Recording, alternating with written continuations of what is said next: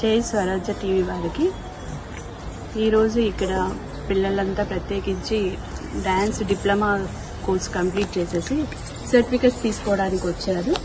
మా institute నృత్యరవళి Kalakshetra 1989లో start అయింది. Almost 33 years complete అయినవి.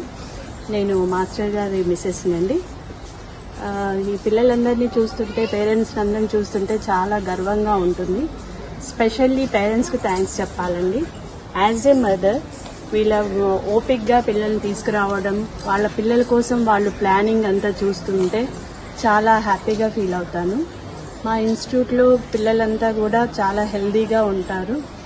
దానికి ముఖ్య కారణము డ్యాన్స్ అనే చెప్పవచ్చు. వాళ్ళ ఐక్యూ లెవెల్స్ కూడా చాలా ఎక్కువగా ఉంటాయి.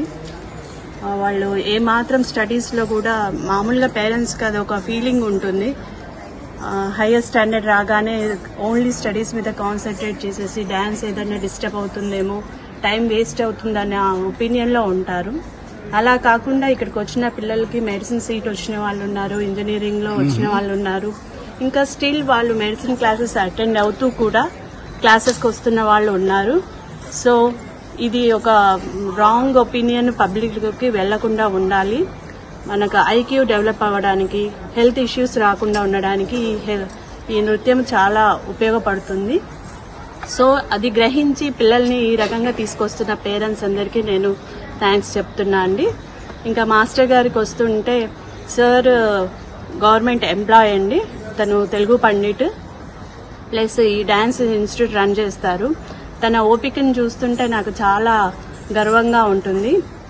ఇంట్లో వాళ్ళని చూసుకోవడము, ఫ్యామిలీని చూసుకోవడము, ప్లస్ స్కూల్లో అక్కడ కూడా తగ్గరు. అక్కడ కూడా ప్రతి ఒక్క చిన్న విషయాన్ని కూడా తను చాలా రెస్పాన్సిబిలిటీగా తీసుకొని స్కూల్ని రన్ చేస్తూ ఉంటారు.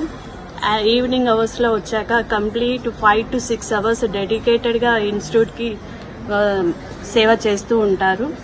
ఈ 33 ఇయర్స్ జర్నీలో నేను తెలుసుకుంది ఏంటంటే, తను చాలా డెడికేటెడ్గా తన నృత్యానికి అంకిత భావంతో వర్క్ చేస్తున్నారు.